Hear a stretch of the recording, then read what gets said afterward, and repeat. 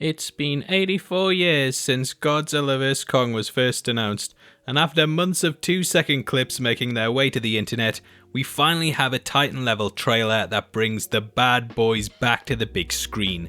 You probably have a lot of questions such as who are the villains, what exactly is going on, and what else do we know about the movie? Well, throughout this video, we're going to be breaking it all down and going over all the Easter eggs, things you missed, and giving our theories about what's going to happen in the film. Obviously, there will be heavy spoilers here in regards to some of the story beats, so if you don't want anything ruined, then I recommend that you turn off now. Make sure you smash the thumbs up button if you enjoyed the video, and click subscribe to never miss a breakdown. With that out of the way, thank you for clicking this.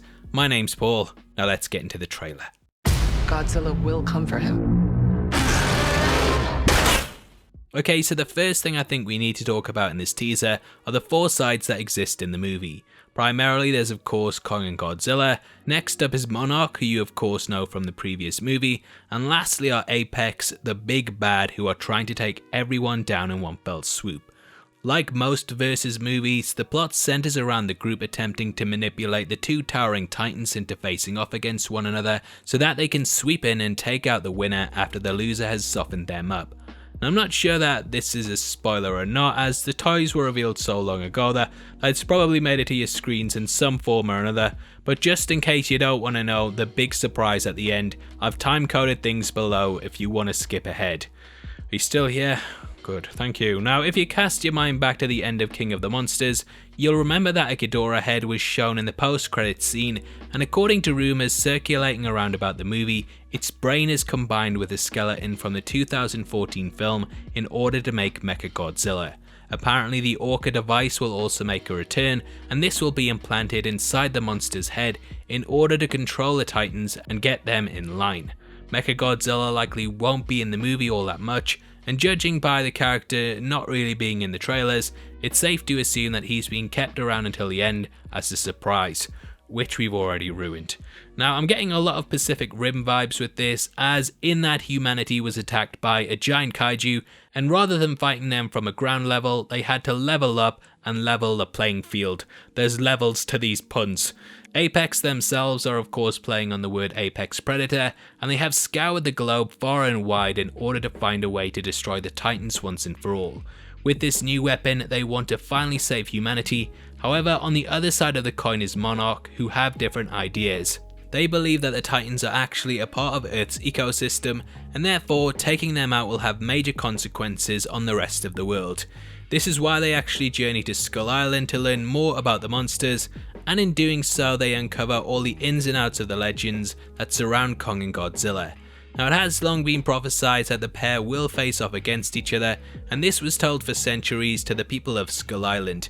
There are supposedly a bunch of additional titans here and there, and ones that we've seen in other movies. New ones include Nuzuki, who's a giant snake-like titan, and don't tell him that I've definitely butchered his name, cause I don't want him to eat me. Now, the human storyline will revolve around exploring the Hollow Earth and learning more about the titans and the civilizations that worshipped and feared them.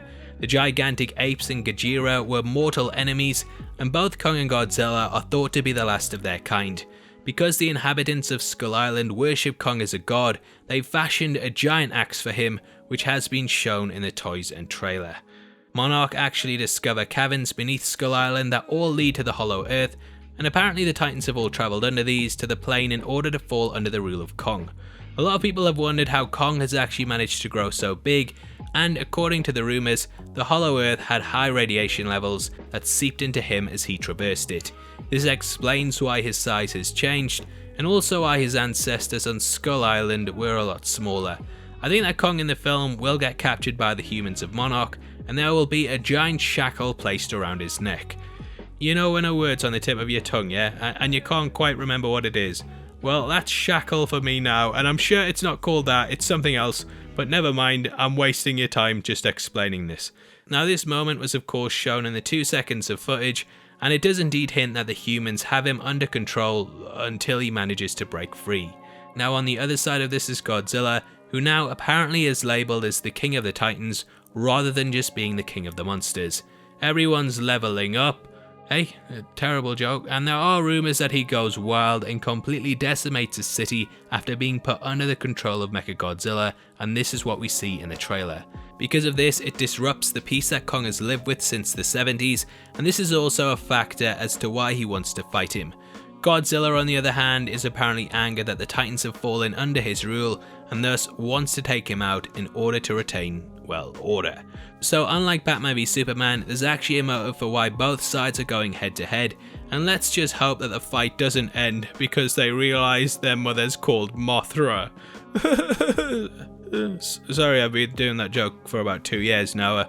I just never expected it to take this long to come out. Now the pair likely first meet at the big battleship fight, which has been splashed over all kinds of toys and trailers. This moment looks absolutely incredible, and I love how they're completely aping, pun intended, the gigantic Navy fleet. This is of course one of the big battles that we want to see, and I actually think that Godzilla will win this easily. Though he takes a punch to the face that's so hard his entire head disappears, Godzilla is built for the water, and primarily that's where he's best at. Even the colour schemes used on the characters so far in the marketing have always shown him with a blue tint, whereas Kong has an orange one. Therefore it's safe to assume that this ties into Godzilla being from the ocean and Kong from the earth. On a colour spectrum, blue and orange are also complete opposites, so this hammers home the ideology that they will be polar to one another. Ooh, look at me analysing stuff on a deeper level. Now, I actually stole that from a comment on one of my videos and forgot to screenshot it so I could credit them, so shout out to you, and shout out to me for stealing it. Anyway, this battle looks amazing, and as I said, I think that Godzilla will probably beat Kong, and then Monarch may help to heal him up in order to have him ready for the final fight. This is why he seems to be slumped out on one of the boats, and perhaps this is taking place after it, as he looks like he's had better days. I'm not even sure if he's going to be their weapon or what, but that's just sort of me joining the dots on the film. Either way, it makes the most sense to me that Kong loses this fight because of all the things in this situation that are against him. We can see around the collar that there are green canisters, and this might actually be a nod to the prior movies. Though this may be a reach, it is possible that this is berry juice that has been used to subdue Kong in the past, and often it's basically there as a plot device to put him under control. Therefore, he's basically fighting Godzilla with his hands in chains and also gas canisters around his neck that can easily put him to sleep. As mentioned earlier, I feel like he's being used solely as bait to lure Godzilla out, and Apex may even believe that if they take out the King of the Titans, that the others will fall easier. I think the fight might even escalate and travel to land as we see what looks like a camp in front of a destroyed city. If you look closely, you can see what looks like a Monarch logo, which likely means that they are studying the after effects of it. This may, however, simply be the aftermath of the city that Godzilla destroyed, and personally, I'm probably leaning more towards that. Now, before the release of the TV spots, I had no idea that Rusty from Deadpool 2 was in it, but I'm glad the guy is getting work. The only thing that I'm kind of a bit meh over is the whole idea where the kids go off and do their own thing in order to get to the bottom of what's going on. I know this is a big trope in monster movies at this point, but I get a bit bored during these scenes as the kids are never really in any danger and they always make it out without a scrape. Just one time I want to see them get torn limb from limb for disobeying their wonderful responsible parents who take them to dangerous and uncharted islands. Now, speaking of kids, we do see a young girl offering up a doll to Kong, the giant ape himself. I've seen a lot of people wondering about who this is, and there are two ways that it can go. Now, the first one is that the child is a native of the island and that she was discovered by Monarch and taken under their wing. Due to the tattoos on her arm and the fact that she doesn't really say anything, this could be true. Perhaps she's reenacting the original ceremonies that the inhabitants carried out, but instead of offering up her life, she's now just presenting an idol to him. I hope she gets murdered as well. I'm just kidding. I sound like a right psychopath there, so I thought I'd stop before I said it. However, there are clear allusions between this and the sacrifices that were carried out in the previous films, hence why I think they're linked.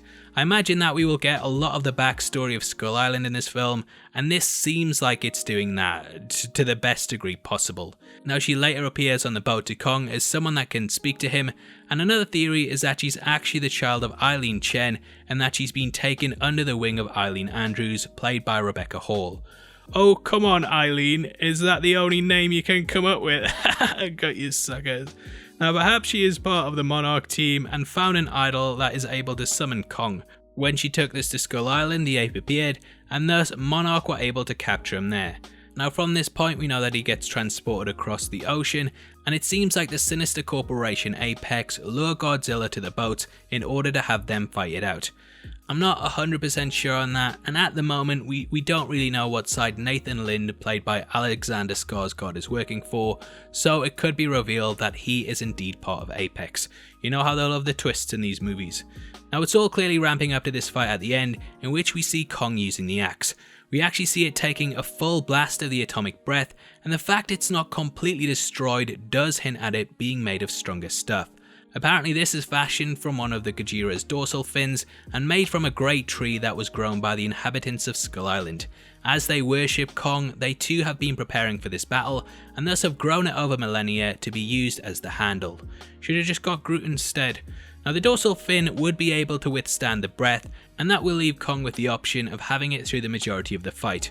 Godzilla only tends to resort to using his atomic breath when he's sort of backed into a corner, as we see with the mines that are dropping into the ocean, so it does look like Kong is actually going to get some ground on him.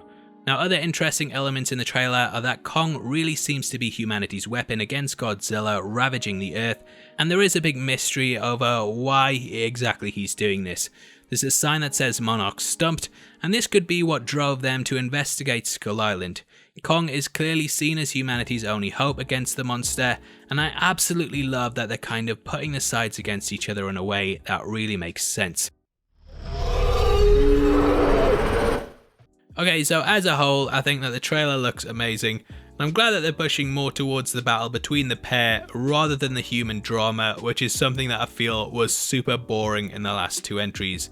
Let them fight is all I want to see people saying, and I'd much rather have that than the humans making stupid decision after stupid decision. Now if the thing about Pacific Rim is true, then that makes a lot of sense too, as the franchise, well, the first Pacific Rim was extremely popular, and it's something that should definitely be brought across to this movie. The film has of course had test screenings already, and from what we've heard, the reactions have been generally positive, and it's been said that the studio has listened to the criticisms about the last films and applied these to make a satisfying movie that fans will absolutely love. From what I've heard, they want to please longtime Godzilla fans and also make it so that we as audiences gain a lot more respect for Kong, who has been sidelined in recent decades. All in all, I just can't believe that we're finally going to be seeing this film, and it feels like it's been so long since the movie was announced until now. I'm hyped, but I want to know if you are too, so make sure you comment below and let me know all your thoughts and theories on what we've just seen. As a thank you for interacting with the video, you'll be entered into a prize draw on the 30th of January, in which we're giving away 3 copies of The Hobbit and Lord of the Rings 4K box set to our subscribers. All you have to do to be on the chance of winning is like the video, make sure you subscribe with notifications on, and drop a comment below with your thoughts on the trailer. If you want something else to watch, then make sure you check out our breakdown of WandaVision, which will be linked on screen right now. We go over all the ins and outs of the TV show, so give it a watch, yeah? Or else. Anyway, with that out of the way, thank you for sitting through the video. I've been Paul, and I'll see you next time. Take care, peace.